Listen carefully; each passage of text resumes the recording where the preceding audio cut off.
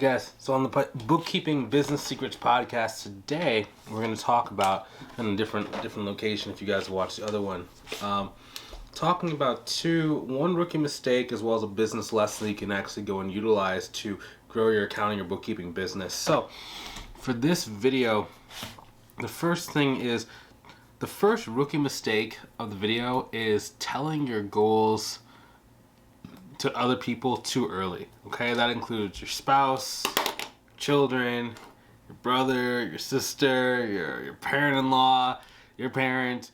It doesn't matter, telling people your goals or your dreams prematurely. Now, the reason why, there's two main reasons why it's bad. Number one is because oftentimes, most people can't see the vision before it happens. If you really think about it, right? Think about what percentage of the population actually either owns a business or is successful, right? They always talk about the Pareto principle, the 80-20 rule. 20% of people are successful versus 80% of people are unsuccessful. It's not just in money, it's just in general, right? It's in terms of someone who has achieved the goal or has not achieved the goal, only 20%. And that 20%, really that percentage is brought up by the top 20% of that 20%, right? So what that means is most people cannot see a vision, even if it's not in business. Let's say that you told someone you wanted to be a professional athlete, right? Let's say you're in high school or college and you tell someone to be a professional athlete. The first thing they're going to tell you is all the reasons why you can't do it, or why it's unreasonable, or why maybe you should try something a little bit different. And it's not necessarily a reflection of you, it's just more of a reflection of how they see the world and maybe their life experiences, right? Because maybe they've known people that tried to, start a business, try to be a professional athlete, but just didn't work out. They were really good, and they just didn't work out. I even had people when I was kind of starting my businesses, as soon as I started wanting to start businesses, I told people that, one lady I was dating actually broke up with me because says all entrepreneurs fail. And at the moment I didn't really understand it, but all the people in her life who had ran a business, she had uncles and aunts that had painting businesses or nail salons and stuff, and they ended up going out of business because they just didn't really, back 10, 20 years ago, starting a business was incredibly challenging. Nowadays it's super easy, right? Because we have the internet. And it's not that business necessarily got easier, it's just that our ability to communicate with a much larger percentage of the population got better. It's really a communication thing, right? So if you think about it, right? I have a YouTube channel, another YouTube channel that's my main channel that I post how-to videos on. And on that channel, I get anywhere between 60 views to I think my highest video is 6,000 views. But almost every single time I put one out, I get 150 views. Every one of those 150 people is a real person on the other side of that. Back in the day, to get 150 people to even know you exist, you'd either do 150 cold calls, you had to do some sort of seminar, you had to drive door to door to door to get that same volume that I get within 5 minutes of posting a video on YouTube. And my audience isn't even that big, right? There are people that have they'll get 11,000 views in 10 minutes of launching the video. There's people there was one guy, he had 100,000 views on his video within 5 days of putting out.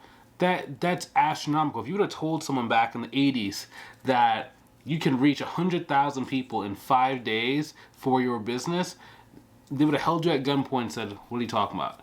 They either wouldn't have believed you because it was crazy and non-existent, or they would have held you at gunpoint, told you, let's not share the secret and let's make $1 billion with it,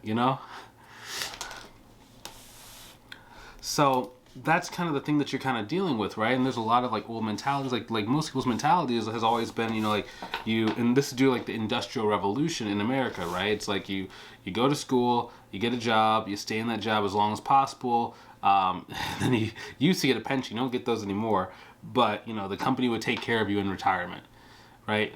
And that's what worked, right? That's what they kind of teach people nowadays, and it's not that it doesn't work, it's just there's a much better way, which if you're watching these kind of videos, you understand there's a better way. But keep in mind, only 10% of the population actually wants to start a business. There are 30.2 million small businesses inside the United States. That's just on LinkedIn alone, right? But there are 300 million, technically 336 million people in America if you're watching this in the United States. That's about 9% of the population. So 30 million businesses versus 336 million people. That's about 9%. So that means that out of, we'll say, 10 people, you're only going to have like 0.75 of a person, you know? So if you tell your goals to someone and they're one of the people that are not in the entrepreneurial kind of mindset or just like positive kind of mindset, of course they're going to tell you something negative. And, you know, it can be very discouraging, especially like if you look up to the people who are being discouraging to you. And that's killed a lot of dreams, like more dreams than what people can probably ever think of, just because they didn't get the approval of someone who they really wanted to when they told them their goal too prematurely.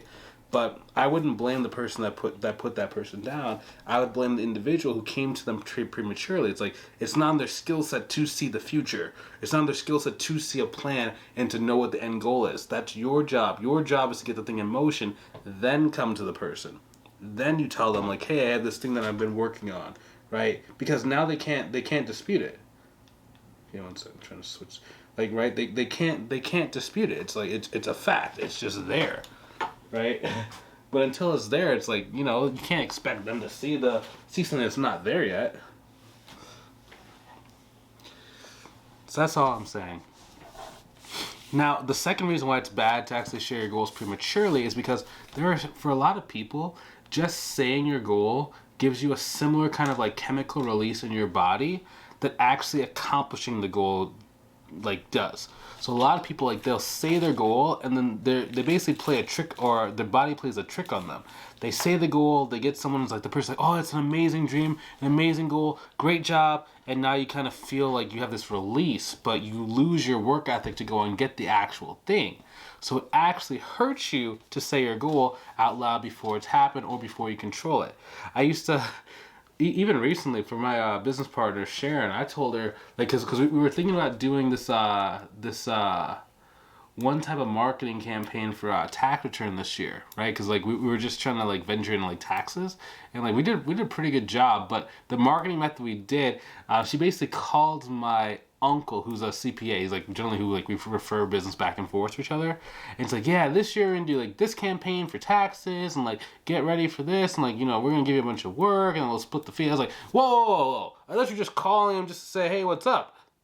I didn't think you were calling them to, like, you know, tell them about our plans that hasn't happened yet. I was like, what happens every single time we talk about plans before they happen? Like, it does not work out.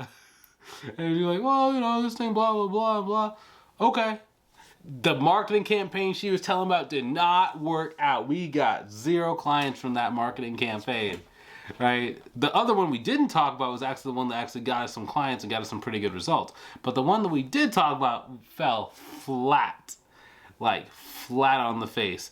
Now, we have two, inside of our business, we have like 2 rules. Number 1, we don't tell our goals to other outside people until like it's either pretty much locked in or until like we have like a pretty solid path towards it.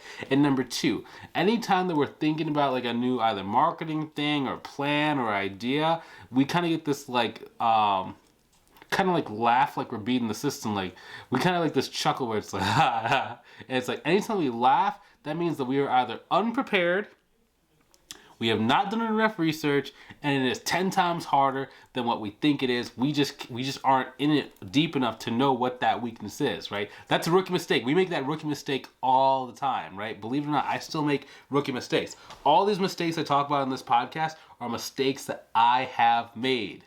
Okay, either I've made or students in our mentorship program have made. Right? It's not like I'm not just pulling this out of thin air. Like, these are real things. So like, if you can just avoid all this stuff, your path to success is just whoop. Just goes straight up to success, you know, rather than kind of like up and then down and then down and down and like maybe a little bit up then down. If you just remove the downs, all you have is a consistent up. That's why we do this. Like clockwork. Every time we do our evil laugh, like, yeah, we found a loophole.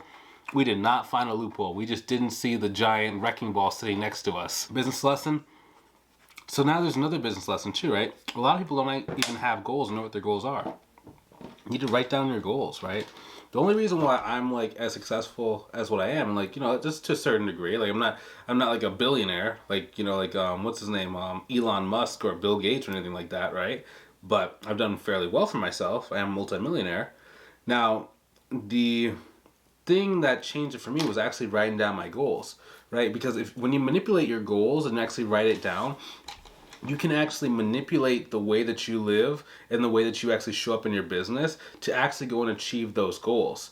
So like for me, and this is something I actually talked about in our mentorship program, coaching call today for one of our students who we're really trying to help her kind of rewrite her story and really go and be better at like setting goals and actually achieving them. Because her main challenge, actually, she self-sabotages. So she actually did one of our marketing campaigns. She got like 3 calls, people that are interested in like working with her on a referral basis. And she basically almost turned them down.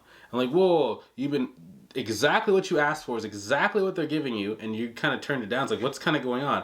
And we kind of discovered there's a lot of like self-sabotage that kind of like happened inside of that. So we're it's like self-sabotage and people pleasingness. So we're really working with her to kind of like fix that. But one thing that we came up with is like goals. Okay, so some people, you don't have to be religious, but like there's a lot of people that do like a lot of like what's called prayer. Like so they pray, sometimes they like pray out loud, sometimes they pray in their head. Writing down what you want is actually a form of prayer because you're reading it. Every time you write something out, you're actually reading it and saying it inside of your head. In some cases, you can actually read it out loud as well, but it's like you're constantly speaking. And even if you don't believe in God, like some people, like they believe in like the universe, right? You're like speaking stuff to like the universe or and different things like that, right?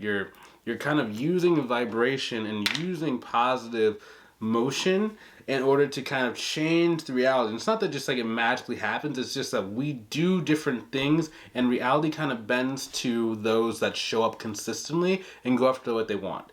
Right? I'm a firm believer in that. I don't care what you believe in, but like one thing I've experienced is that it's not that it's magic. It's just that the more that I show up and the more that I believe that what I want to do or what I'm trying to get is supposed to happen, the more that people, opportunities, time frames, situations kind of change and open up for me to get that goal.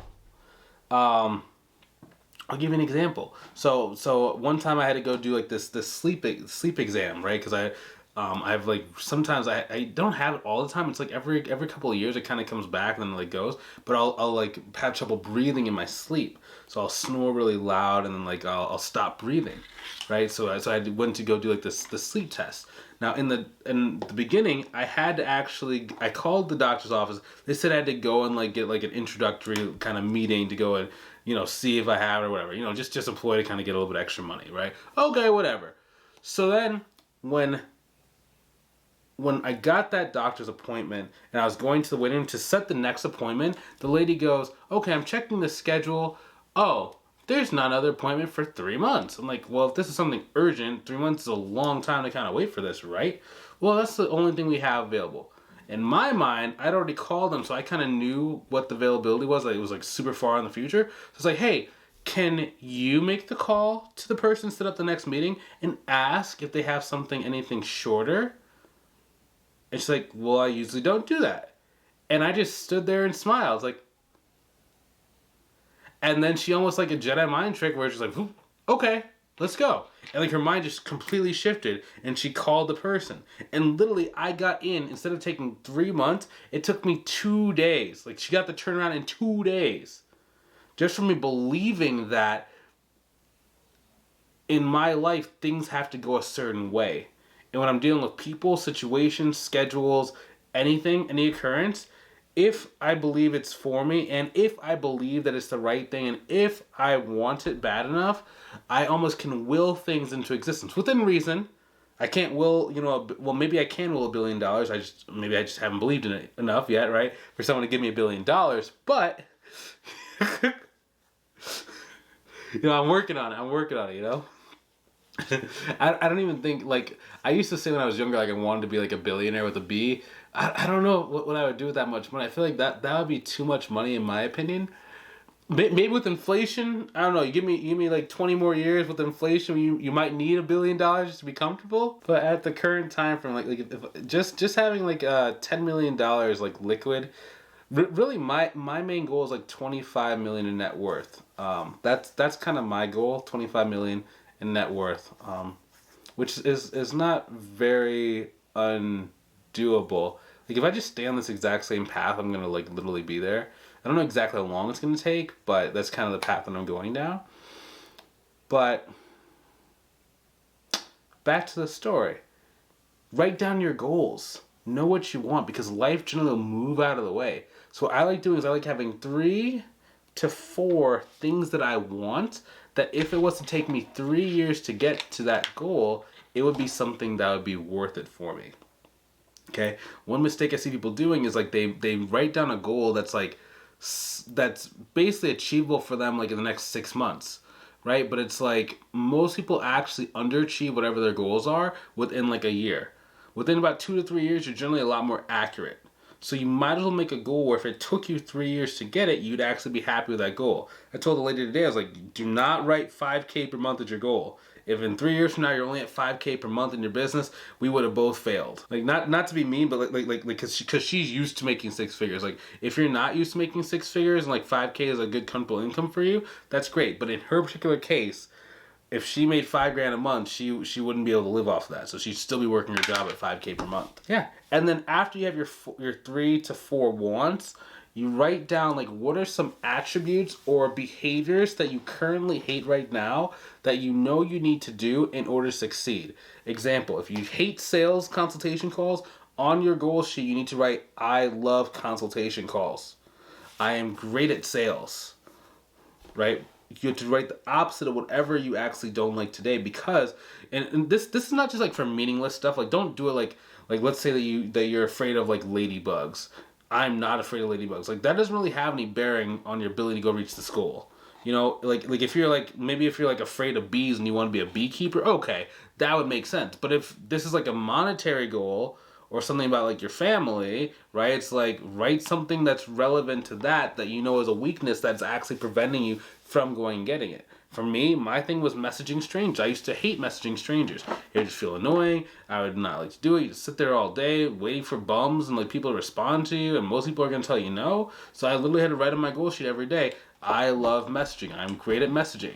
And 30,000 messages sent later, you know, here we are, right? But that's how you do it. And then you write your goals 2 to 3 times per day. When you're first setting new goals, 3 times a day, I've found is like really great. Right in the morning, sometime at lunch or the middle of the day whenever you get like discouraged, just have some free time, then at the end of the day. Now it doesn't have to be like right before you go to bed, but just sometimes in the afternoon. Like I've just found just writing it 3, 4, 5 times a day, it just gives you that motivation. And the reason why it's important too is because if you stop doing your goal, your subconscious is still moving towards those activities that you set out for. And make sure when you're writing your goals, you actually write it inside like present tense. I have 100,000 subscribers. I make $100,000 a year. I make this much. I get to go on 5 vacations a year. My children love me, you know. Whatever your goals are, like even if you don't have it now, write it in the future, because you're basically convincing your subconscious to become a person that actually has those things, that has the love of their children, that can take 5 vacations a year. Okay? I know it sounds crazy. I know. But it kind of goes back to don't tell people your goals, because the goals we're writing down are crazy. But that's the only way that we can live an extraordinary life is by having extraordinary goals that a lot of people aren't thinking or able to have. Now, I'm saying within reason. Like, don't say like, I'm going to have a $3 million per year business and you don't want to have any employees. You know what I mean? You don't want to have any contracts on any employees. You're not going to probably not going to do $2 million a year by yourself. Right? So actually sit down and set like the goal and make sure the goal is something you actually want, right? Like if you don't really value money that much, don't make your goal to be $500,000 per year, right? Maybe your goal is to make $200,000 per year, but you want to spend 1 million hours with your children, right? So you want that to be more passive. So really kind of sit down with your goals, like understand like what you want, so that when you actually do get it, it's where you want to go. Like one of the worst things in life is like working super hard. Well, 2 things. Number 1 is working super hard and then ending up in a place where you don't actually want to be. The second worst thing is working super hard to end up exactly where you are. Right? Both of those are 2 different extremes, but they both come from not knowing and sitting down and understanding exactly what you want and exactly what the life that you want looks like. Okay? So hopefully you learned something new inside this podcast. The Bookkeeping Business Secrets podcast. I'm Bryce Tubbs. I'm super grateful for your time. I'm super grateful for you spending a little bit of time with me. I'm rooting for your success. If you can, maybe when we meet one day, if you ever wanted to do our mentorship program, tell me about some of your goals. I'm always energized by people's goals and like really seeing like the success that a person can have and the success a person really wants for themselves. Okay, whether that's financial, whether that's with your family, whether it's your time, your health, it doesn't matter, right? Anytime that I see someone that's striving for more in their life, it really motivates me and really energizes me. And that's why we do these kind of videos, right? To really see other people succeed. Okay, so love you. Thank you so much for watching our video. I really appreciate you. I really appreciate your time. Thank you so much for watching. If you can, please hit like on this and please maybe even share it with someone who you think is trying to grow a business of some sort. It means the world to me and it's the reason why we do what we do, okay? So I'll talk to you soon. Have a good one.